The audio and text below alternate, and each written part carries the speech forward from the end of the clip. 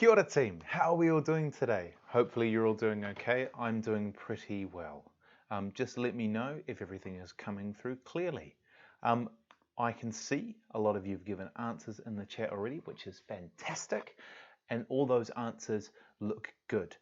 We've got a nucleus in there, we've got the Golgi apparatus, we've got some details about the cell membrane, we've got chloroplasts, which are present in plant cells. It's good that you know all of those. For the ribosome, that is an excellent and interesting example. I was having a conversation with another teacher this morning about how you classify ribosomes. Ribosomes are really interesting. They're these little molecular machines that tend to either sit embedded or studded in the endoplasmic reticulum, or they float freely in the cytoplasm. There's a little bit of debate online in terms of how you would classify it. Do you call it an organelle, or do you call it something in its own right? And it kind of starts to get us thinking about the differences between the normal like black and white view around the way we like to classify stuff. It either is this or it isn't. Or we start really getting in deep, we notice that there's some things that are more grey than that. And I think the ribosome is a good example. Would we classify it as an organelle? I don't know. I wouldn't entirely classify it as an organelle, but it is excellent that you know it. Anyway, good answers so far, team. What we're going to be doing today is going into some content that Miss Staples has set you guys for this week. That's mostly around the major organelles and the differences between plant and animal cells. We're also going to do a little bit more content on daily scheduling, just looking at an online example of that. We're also going to have a bit of a korero about our cell-wise portfolios, which we need to get up to speed. So without further ado, let's dive into the content for this week. Firstly, some grades have been updated. I created a bit of a spreadsheet for making your grades, and I had an error in it. One of the errors was that if you were 0.5% off a particular grade boundary, you should have been rounded up and gone up that boundary. So just give that a double check. It doesn't apply to too many of you, but there'll be a couple of you who that affects. And it'll only be in the positive, so don't be freaking out that your grades are going to fall substantially or something. Additionally, for your work for this week, you'll be handing in the slides, same as you did last week. So if you were able to handle that, that's fantastic. There's additionally some Education Perfect work, which Ms. Staples has set you, so you can dive into that straight away. You also have your portfolio to complete, and we'll have a bit of a korero about what that looks like in a moment. Firstly, though, we have some congratulations are in order. How did we do in the Education Perfect competition last week? Well, you'll see 9 by 10, first place. I wish I had a bit of a soundboard so I could play like some, applause. But congratulations, really well done. Narrowly beating out 9 by 9 by about 180 or 179 points, which is, 181 points. Excellent work, well done. Additionally, we have some congratulations in order for Emily, first place out of everyone in Year 9 for the work that you did on Education Perfect. So give your congratulations to Emily. That's fantastic work. So that's us for this week. That was just a little competition that we had between core classes. I'll try and let you know when the next one is coming up so we can maintain our streak of dominance. All right. Moving on to the next thing, our e-portfolio. Now these slides are taken directly from the ones that Ms. Staples has given you. These slides cover how to access the e-portfolio that you need to be updating as a result of your grades now being on Spider. You'll see that you can access that through taking some steps. You find your material world mark by going through there. There's some details on how to do this, and you know that you can fill this out. You guys are much brighter about this stuff than I am. I think a lot of you will be with it, but once again, you're welcome to ask each other for advice or even ask me for advice on our Google Hangouts chat as a class. If you have any questions about that, today would be a great time to talk about it, so post those in the chat, post those in the comments, or alternatively, we can have a korero about that at our Google Meet this week. Ms. Staples has included some examples of feedback that you might give to yourself, so some reflections that you might do on your grade, thinking about, I got an achieved, I got an excellence, I got a merit, what do I need to be doing to improve in future? She's given some good examples, which you can go through in your own time. You can copy those examples and edit them if you want, but alternatively, you can write your own from scratch. The important thing is that you're doing some thinking about your learning and how you can improve it in future. That's the purpose of that document. Lastly, there's some details on looking at your next steps. Maybe you want to use those recommended tasks on Education Perfect to improve your knowledge in the material world. There's some details about how you could do that there. You can type in your own strategies if you want to, but she's got some advice on how to do this, so it's less work for you guys. The most important thing for me is that you're doing that reflection, that you're thinking through those processes, and that you're acting on that. As long as you do that, you're absolutely fine.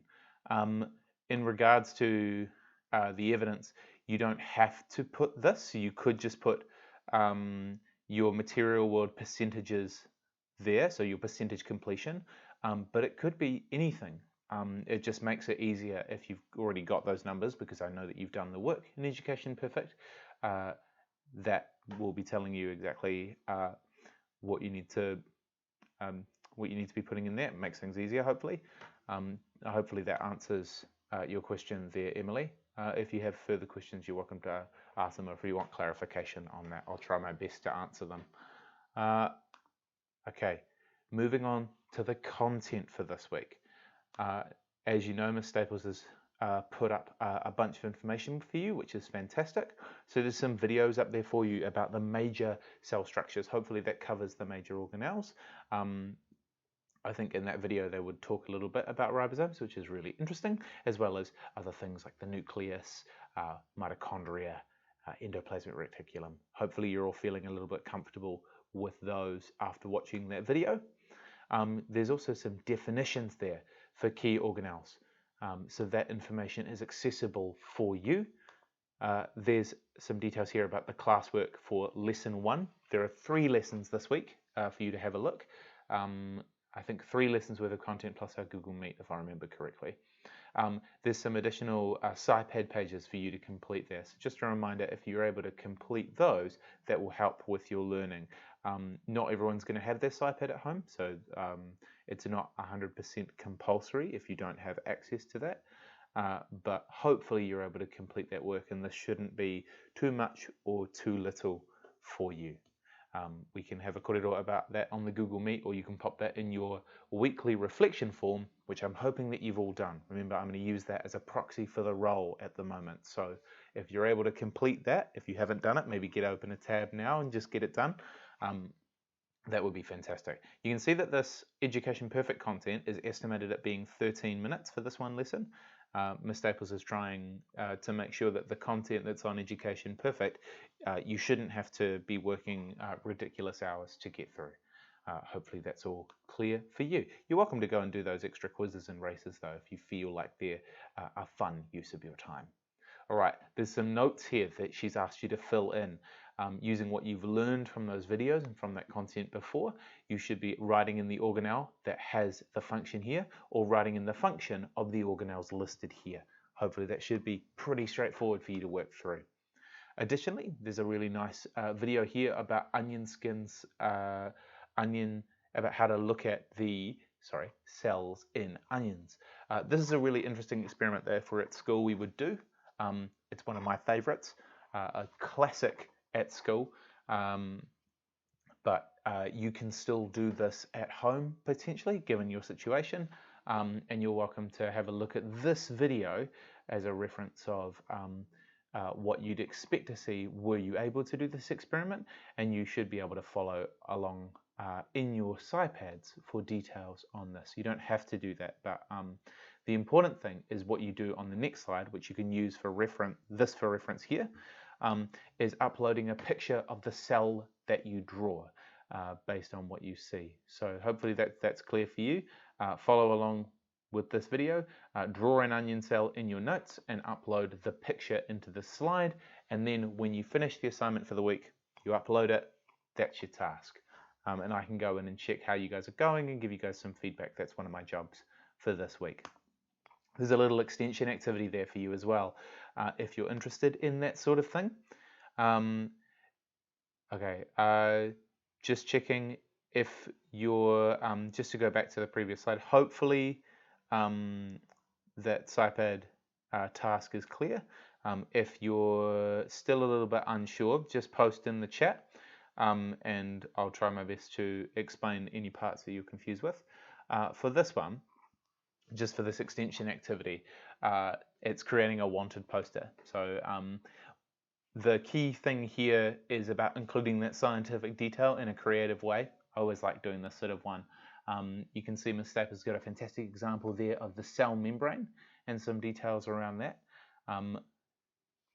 This is an opportunity for you to extend your thinking. You don't have to do this, but it's always nice if you've got a little bit of free time this week. I don't know the nature of your other classes or how you're finding the workload, but if you want to, that's there for you. You do not have to do it. Don't stress yourself if you've got a lot of other commitments on this week. That's just there for you if you'd like to. In terms of exactly what you're supposed to draw for the previous question, just to go back here, it's drawing what an onion skin cell looks like under a microscope, and you can use the content in this video for reference. So I would watch that video, get to the point where they're showing you what's underneath a microscope, and you can use that. If we were in class, we'd be getting you to do the same thing, but we'd get you to do it yourself. Obviously, not all of you have microscopes and onions and supervision around a knife use from a teacher. I'm not really able to do that while we do a Google Meet. So instead, we're going to use that video to achieve the same end. You get that image, and then your job is to draw it out. And the aim here is to introduce you to scientific drawing. So in the olden days, like a long time ago, the way that scientists would communicate what they saw under microscopes was to look under that microscope and to draw it out, which is a really interesting way of communicating what you see. They would have to draw accurately, and that's a really interesting and valuable skill that gets you familiar with the shapes of cells and the shapes of different organelles, particularly when it comes to staining. Hopefully that is a little bit clearer. Okay, you have any further questions, you can post them in the chat. Additionally, there is a little bit of a question there for you to be thinking. Which ones of those are, of these organisms are plants and which ones are animals? What is the distinction between the two? The answers are on the next slide over. So you can see these ones are plants, these ones are animals. And it's interesting to think about why that is. What makes an organism a plant or an animal? Maybe that's something for you to do a little bit of research in your own time about. There's some detail in here about levels of organization and the terms that we tend to give these levels of organization. We have our individual cells. We have cells working together, which we call a tissue. When you have a range of tissues working together of different kinds, we call it an organ. And there's a whole variety of organs in your body. Your skin is an organ, for example.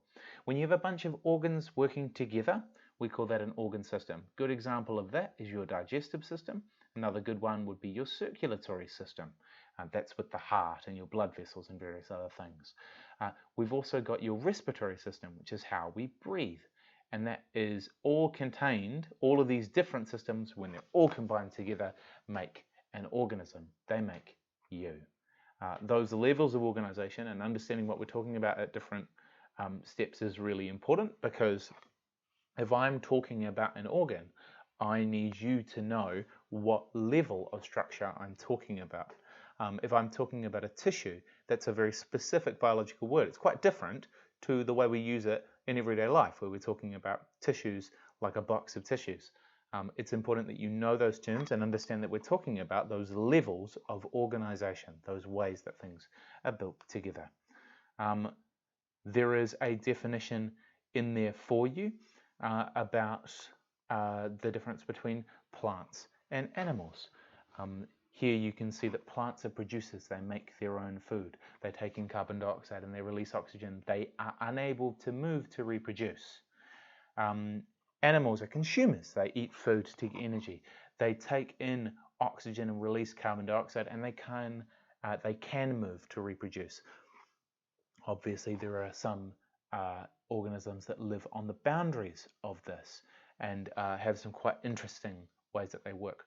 Venus flytraps are a really interesting example because they have the ability to capture small insects. The reason why they do this, though, is not necessarily just to gain nutrients. The primary thing that they're gaining from this is nitrogen, which is a really interesting aspect of how those organisms work. They still get the bulk of their nutrients from the soil. Interestingly, when that mechanism closes and they digest the organism trapped within, that, if I remember correctly, that head falls off and is then able to take the dissolved organism and that head, and then the plant's roots can absorb the nitrogen that is released from the organism. Hopefully that makes sense. You're welcome to do some more research, and if it turns out that my memory is a little bit faulty, you can let me know. There's some more details there about the SMART lessons related to this particular lesson and some more details on the SciPad work for you to do. I'm just going to check the chat, make sure that we're all doing okay. It looks like we are. You're welcome to ask questions as we keep going through. Now, this is an extension, not required, but you might be interested in doing this. And this is a graphic organizer, so a diagram, specifically a Venn diagram, comparing the differences between plants and animal cells. Hopefully this has introduced you a little bit, but you might want to do some additional research, looking at things they share, like a nucleus and a cytoplasm and a cell membrane, and things that one of them may have that the other may not. A good example of this is a large central vacuole, which is a really interesting organelle that you might want to do some more research on. This is an extension task. If you're feeling stressed, if you've got other things on, don't stress about getting this done. If you're feeling like you need more work and you really want to tackle something else in science, though, that's there for you. There's some details about the things that you might want to include in your graphic organizer, and you're welcome to keep that to yourself, or if you want to, you can put them in the slides so that I can see them as I'm going through looking at your work for this week.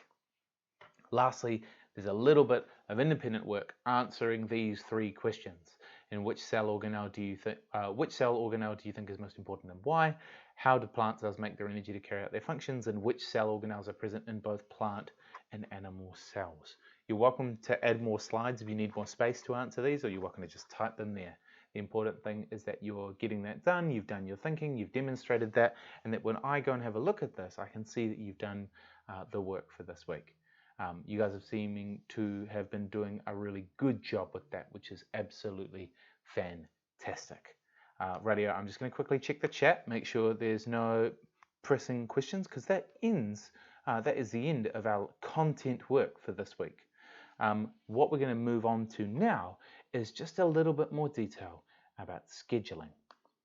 You can see I've got a slide in here. I'll put the image in later, but this week the slide, instead of doing the graphic organization that we talked about last week in OneNote or on a piece of paper, we're going to do it using Google Calendar, which is one of the electronic tools you might be interested in using.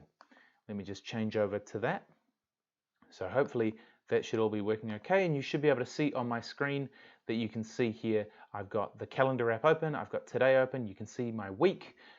This is not what my calendar looks like normally. I can assure you I have a lot more stuff in there at the moment, but this is a lovely blank one, which gives us a good template to start our work for today. Radio.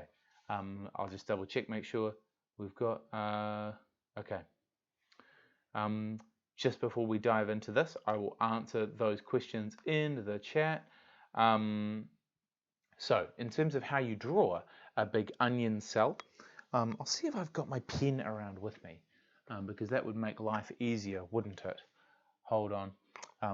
So Mr. Wills is just going to step out of the classroom and head down to the corridor to borrow a pen. Let's sneak out here. Go like that.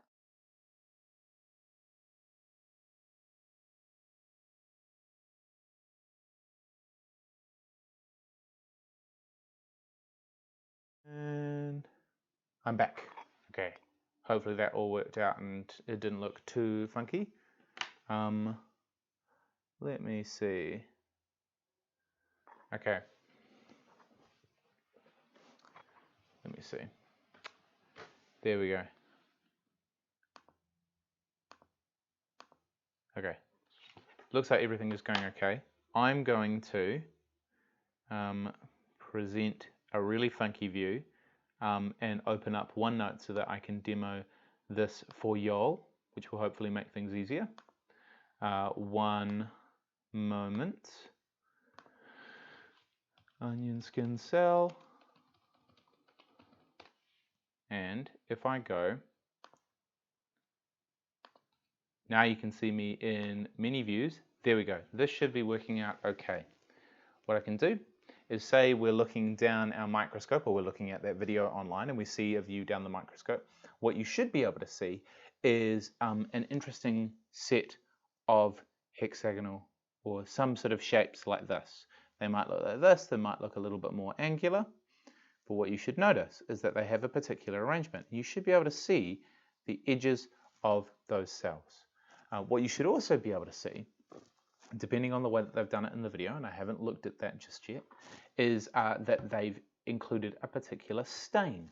Now, stains are really interesting. They have a tendency to color particular things, and we'll have a bit more of a conversation about stains hopefully later in this term, but they were a revolution in biology. It was an opportunity to see things that are normally so small that they tend to be transparent. You know that if you cut something that can be, what's a good example of this? If you have a big chunk of jelly, that can tend to cover light quite a lot. It doesn't let light in easily. But if you cut a nice thin slice of jelly, you'll notice that it lets quite a lot through. Imagine things as thin as individual cells, which is what we're looking at here. Those individual cells are very liable to let light through, unless, of course, you put something in, a stain, which binds to certain parts of the cell, certain organelles, and not others. Then those organelles will show up really clearly. The most common stain that we use, particularly in Year 9, is iodine, which is one of those like lovely little chemicals. And if you add it to onion skin, it stains the cell membrane, which is here. So cell membrane. And because this is a plant cell, you may also be able to see the cell wall there too. It'll be a little bit unclear which is which. You also tend to see some dark coloration, and I'll just signify that by doing dots. You tend to see some dark coloration of a big blob in the center, which we can identify, is the nucleus. And it'll look a little bit different depending on how much iodine you've added and how much of different things, but what you should get to see is something like this, where you get the presence of certain organelles, and some you might still not be able to see. So there might be a big central vacuole in there. There might be some endoplasmic reticulum. There might be some mitochondria, but they don't react in the same way to the stain that you have chosen. To be able to see them, you'd need to pick a different stain. And over time, over many years, scientists have developed different compounds, different chemicals, which bind to different organelles and allow us to see things really clearly. Hopefully we'll have a bit more of an opportunity to talk about that later. So if I go back to this, hopefully that should have taken us back to our Google Calendar. If I go back to here, that'll allow us to see it. Hopefully that answers your question. If you're still a little bit unsure, then you can let me know. If it basically looks like a big white square, you're kind of doing it about right.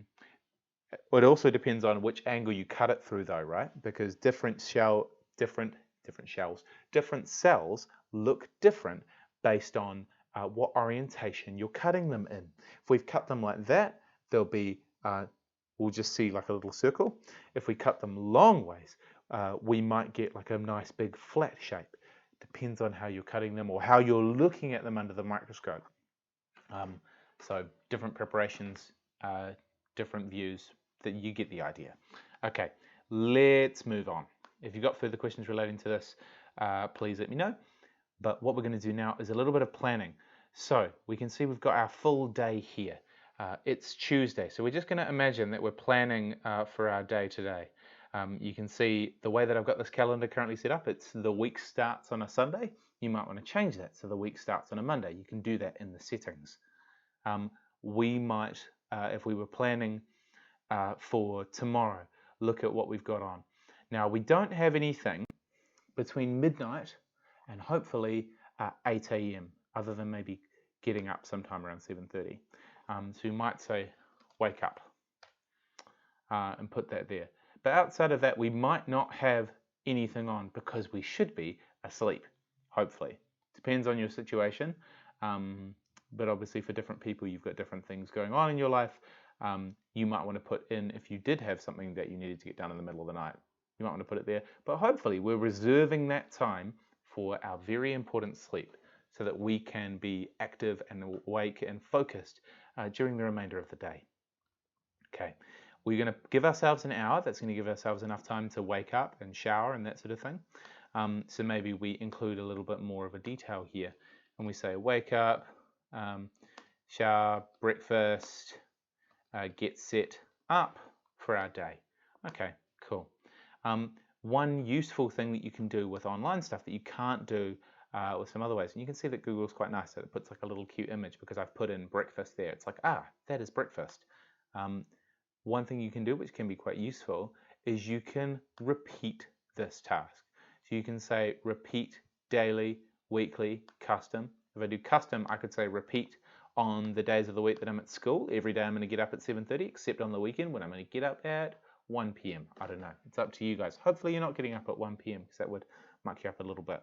And you don't have to repeat that forever. You can repeat that just for the amount of time that you've got. So I'm going to say that for this week, that's the time that I'm getting up. Okay, cool. All right. And you'll see it does it. And then if I go to next week, hey, awesome. It's in there for Monday through Friday. One other useful thing that you might find useful, if I say useful too many times, let me know, is that you don't have to just view this as a week. You could view this as a month. You could view this as a day. And if we look at tomorrow, we can see that we've currently got in just that one thing for today. It's up to you. I like using it as a week point of view because that's how I like to think, but it's up to you. Okay. Our next thing that we might want to do is put in some other activities that we have to get done. So we might have a maths stream or a maths Google Meet from 8:40 to 9:40. Okay, I'm going to put that in there. Maths Meet. I'll put that in there. Maybe that's the same every week for you. Maybe it's not. It's up to you if you want to repeat that. You might then have another class from 9:40 to 10:40. Let's say that that's English. Okay, cool. Now you might know that after the English class only lasts for half an hour, but after that point you might want to get some work done. So you might put in English Meet, then work, and so you'll make that a little bit longer. You'll give yourself a full hour on that, maybe even an hour and 20 minutes.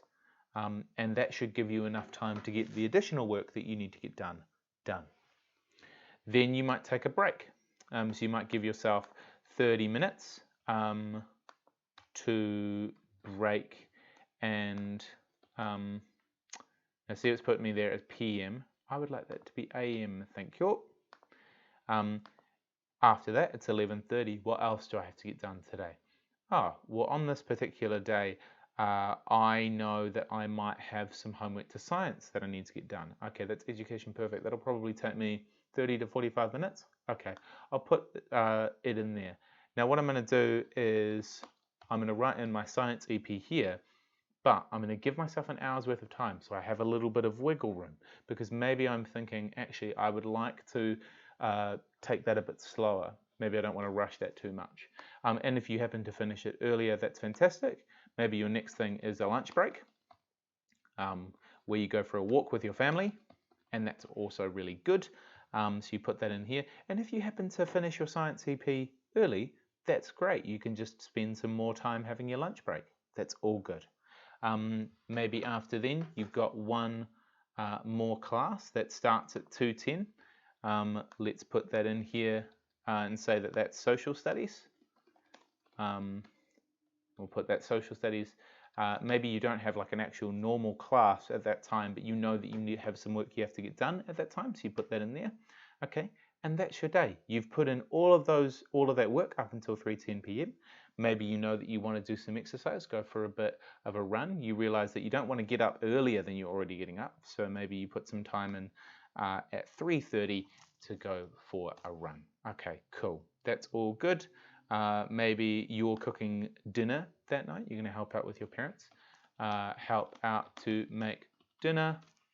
Awesome. You can see very quickly that using a tool like Google Calendar can be a really useful way to schedule. And maybe you prefer this. I certainly prefer using this and dragging things around because I have quite bad handwriting, but it's up to you and whatever suits you best. That's the most important thing. I think that gives you the idea of what we have to get done there. Okay, I will make sure to include a photo of that in here. That brings us to a bit of a close on Google, on the content for this week. The answer to your question, Justice, is absolutely you can change the color. I'm doing it on my Selwyn College account, which for some reason I can't change the color on. On my normal one, on the personal one that I use, I absolutely can change the color. Sorry about the weird artifact with the green screen. It's quite bright at this point in the afternoon. I will make sure that the slides for this are posted with the video for today. The slides for all the content are just taken directly from the Staples, so you should be able to see that already. If anyone has any further questions, I'll be hanging around in the chat for a minute to answer those questions. And other than that, go and have a lovely rest of your day. Look after yourselves, get the work done, and I look forward to seeing you in our Google Meet later this week. All right, have a lovely rest of your day, everyone.